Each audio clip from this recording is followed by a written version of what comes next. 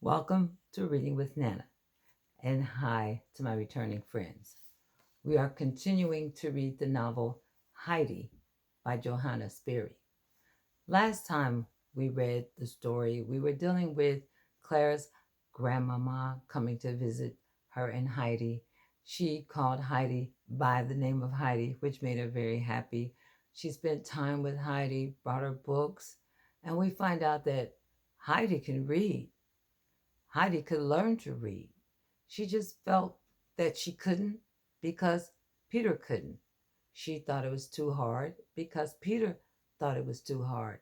So after spending some time with Grandmama and having a good feeling with her, we realize, and Heidi realizes that she can read and she likes books.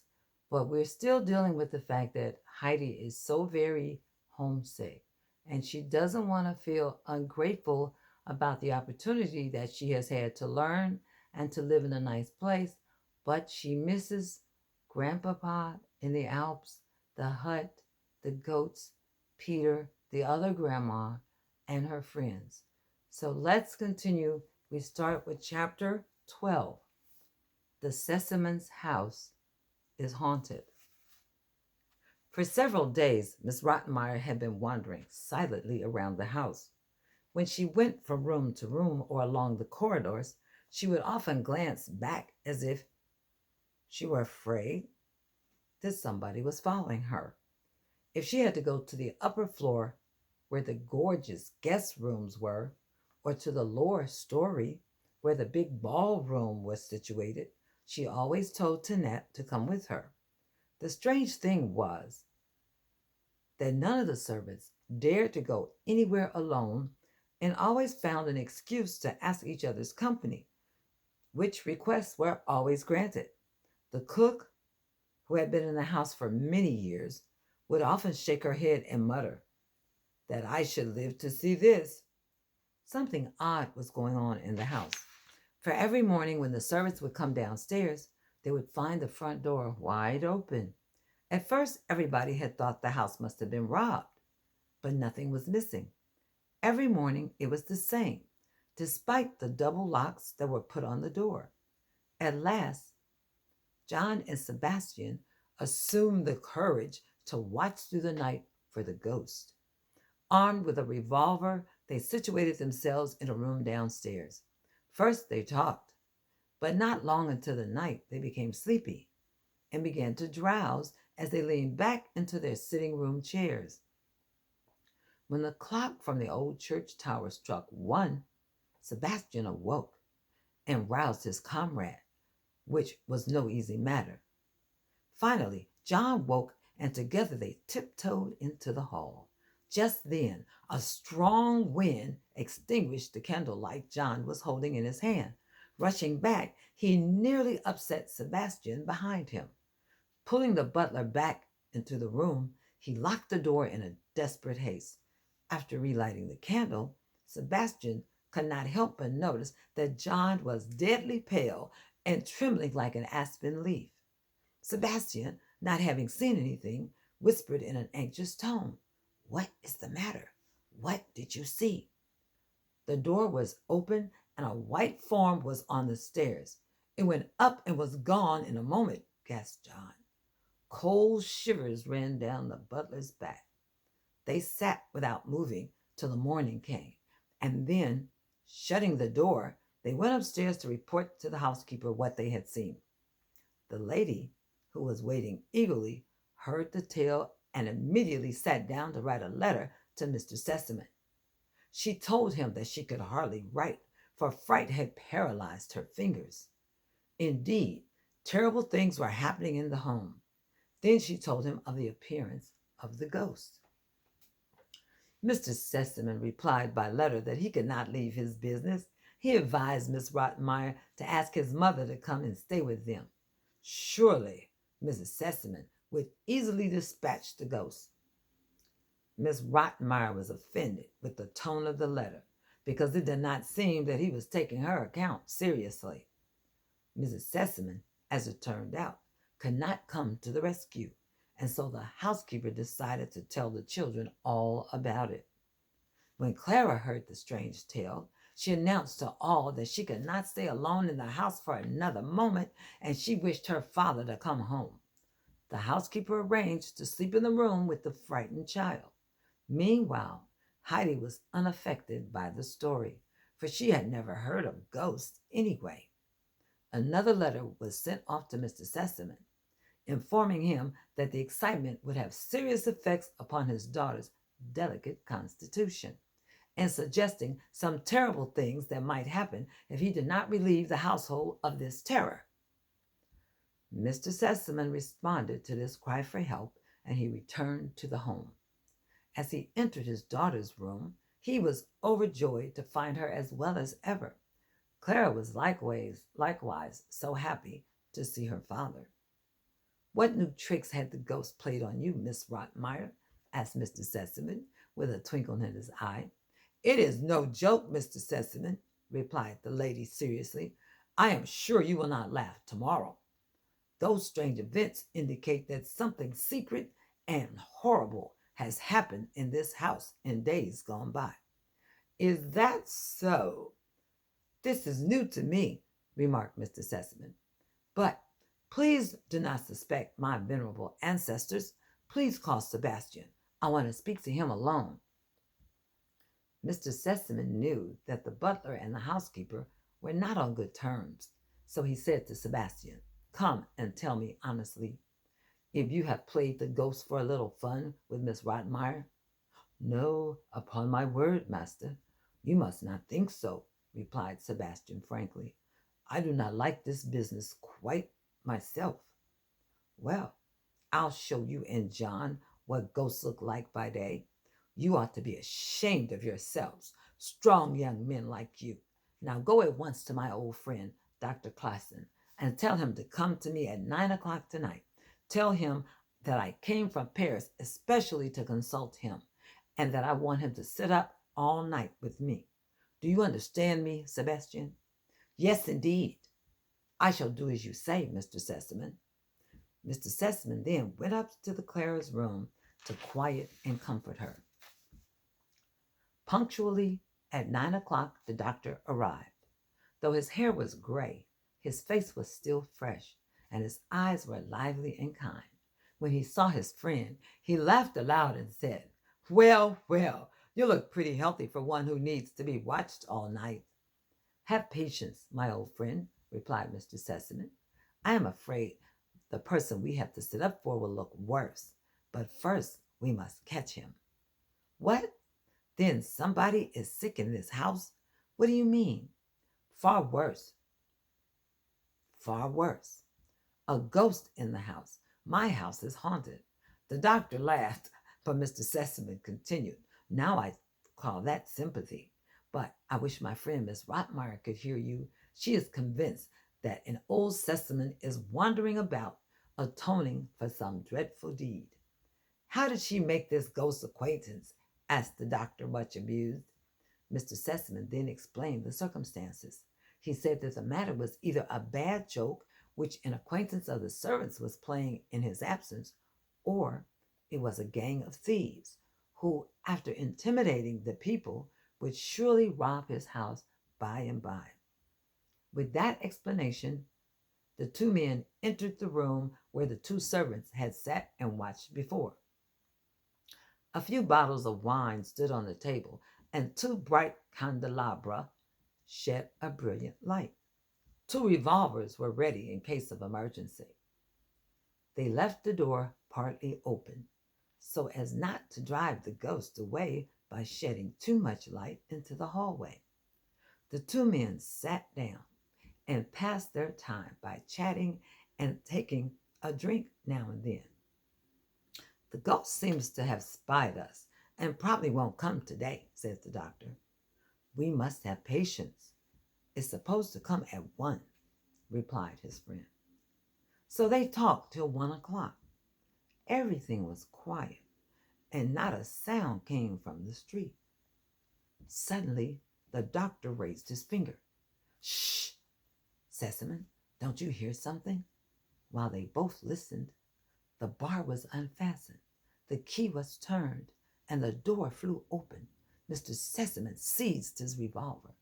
"You're not afraid, I hope," said the doctor, getting up.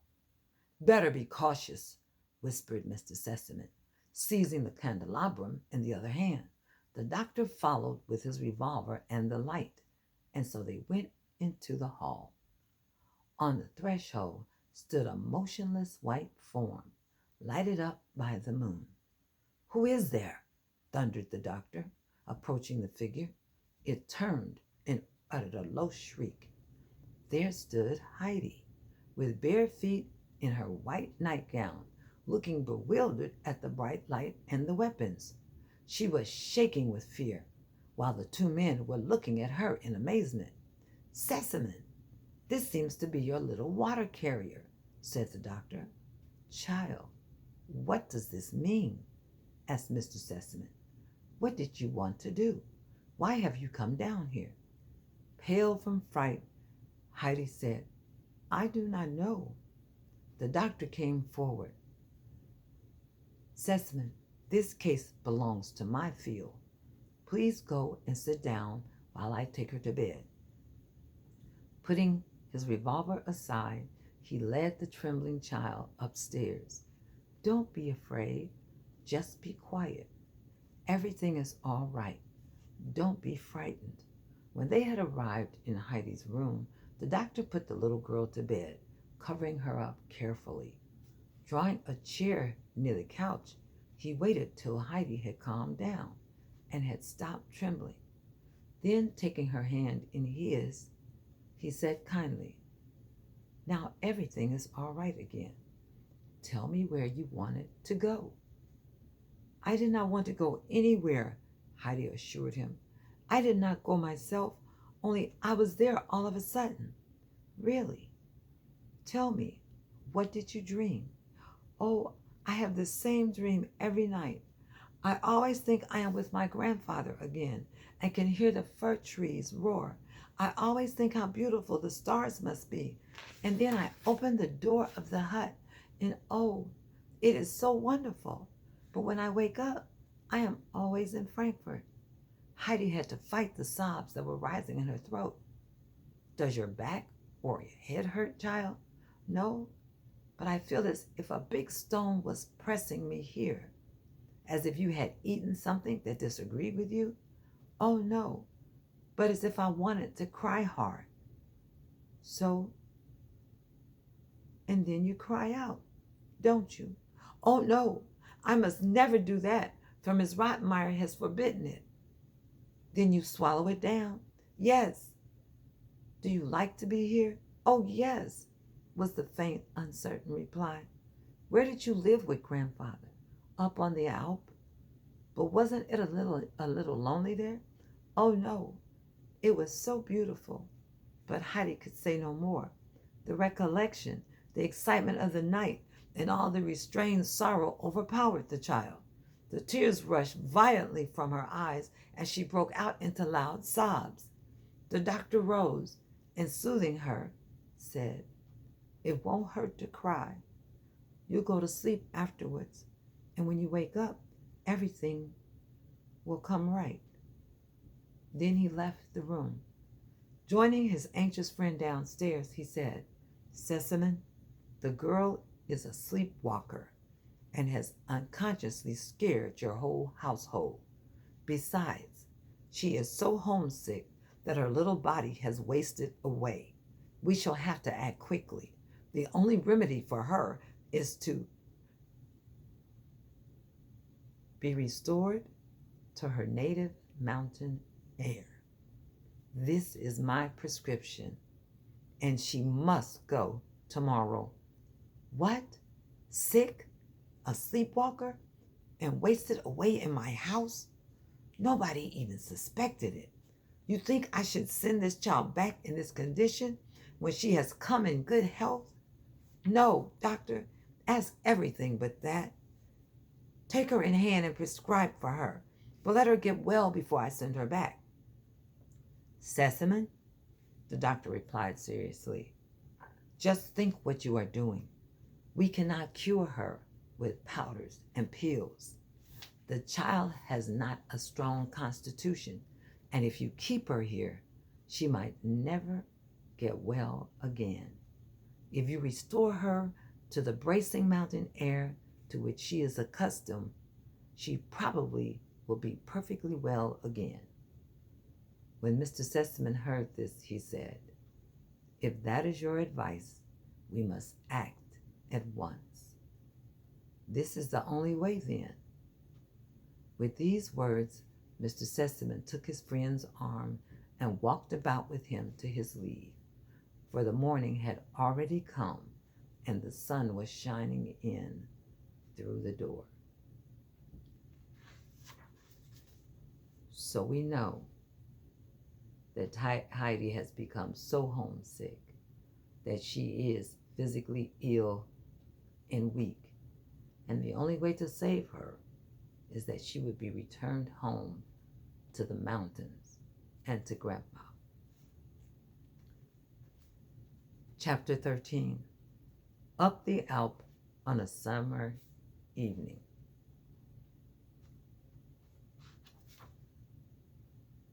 Mr. Sesaman rushed and knocked at the housekeeper's door. He told her she must hurry and make preparations for a journey soon to be made. Miss Rottmeyer obeyed the summons with the greatest indignation, for it was only 4:30 in the morning. She dressed in haste and with some great difficulty, given her state of nervousness. All the other servants were also summoned. In the excitement of it all, they were thinking the master of the house had been seized by the ghost and that he was ringing for help. Coming down the stairs, looking rather terrified, they were very much surprised to see Mr. Sesaman, fresh and cheerful, handing out orders. John was sent to get the horses ready, and Tinette was told to prepare Heidi for her departure, while Sebastian was commissioned to fetch Heidi's aunt. Mr. Sesaman instructed the housekeeper to pack a trunk in all haste for Heidi. Miss Rottmeyer was struck with an extreme disappointment, for she had hoped for an explanation of the ghost mystery. However, Mr. Sesaman was not in the mood to converse with her further, and he went on up to his daughter's room. Having already been awakened by the clamor in the house, Clara was happy to see her father come into the room. He explained to her what had happened and how the doctor had ordered Heidi back to her home. They feared her condition was serious and might get even worse. She might even climb out on the roof in her sleep or be exposed to similar dangers if she was not cured at once. Clara did not receive the news well, and she did what she could to prevent her father from carrying out his plan. He remained firm, however, promising to take her to Switzerland himself the following summer, if she was good and sensible now. Resigning herself finally to the plan, Clara begged that Heidi's trunk be placed right in there in her room. Her father said she should pack some nice things in the trunk for her little friend. Heidi's aunt had arrived in the meantime. When she had been told that she must take her niece back to the Alps with her, Dada found no end of excuses. She did not want to return to the mountain, as she still remembered the parting words spoken by the grandfather. Mr. Sesaman quickly dismissed her and summoned Sebastian. The butler was told to get ready for traveling with the child. He was to go to Basel that day and spend the night there, and on the morrow he should take the child to her home in the mountains. "Listen, Sebastian," Mr. Sesaman said, "and do exactly as I told you. I know the hotel in Basel, and if you show my card, they will give you good accommodations. Go to the child's room and barricade the windows so they cannot be opened but by the greatest force. When Heidi had gone to bed, lock the door from outside, for the child walks in her sleep and might come to harm in the strange hotel. Do you understand?" Oh, so she was the ghost in the house," exclaimed the butler. "Yes, it was Heidi. You have acted cowardly, and you can tell John he is the same. Such foolish men to be afraid." With that, Mr. Sesaman went to his room to write a letter to Heidi's grandfather. Sebastian felt bad about it and reproved himself for not having resisted John and pursued the ghost by himself. Meanwhile, Heidi had dressed herself in her Sunday frock, and she stood waiting in the hallway for further commands. Mr. Sesaman called her now. Good morning, Mr. Sesaman, Heidi said when she entered. What do you think about it, little one? He asked her. Heidi looked up at him in amazement. You don't seem to know anything about it, laughed Mr. Sesaman. Tanette had failed to tell Heidi about the plan, for she thought it beneath her dignity to speak to this lowly child. You are going home today. Home? Heidi repeated in a low voice. She had to gasp, so great was her surprise. Wouldn't you like to hear something about it? Mr. Sesaman smiling. Oh, yes, I should like to, said the blushing child. Good, good, said the kind gentleman. Sit down and eat a big breakfast now, for you will be leaving right afterwards. The child could hardly swallow a morsel, although she did try to eat out of obedience. This new development seemed to her as only a dream. Return upstairs to be with Clara, Heidi, until the carriage comes, Mr. Sesaman said kindly. Heidi was hoping she could see her friend, and so she quickly ran to Clara's room, where she saw a very big trunk sitting there. Heidi, look at the things I have packed for you. Do you like them? Clara asked. There was a great many lovely things in it, but Heidi jumped for joy when she discovered a little basket with 12 round white rolls, especially for the grandmother. By the time the carriage had arrived, the children had almost forgotten about the journey. Heidi collected her own treasures from her room, including the grandmama's book and the red shawl that Miss Rottmeyer had purposely left behind. Then, putting on her pretty hat, she said goodbye to Clara. We'll pick up the story next time. Heidi is on her way back to the Alps, to grandfather in the hut and her friends. Click like or subscribe. Until next time.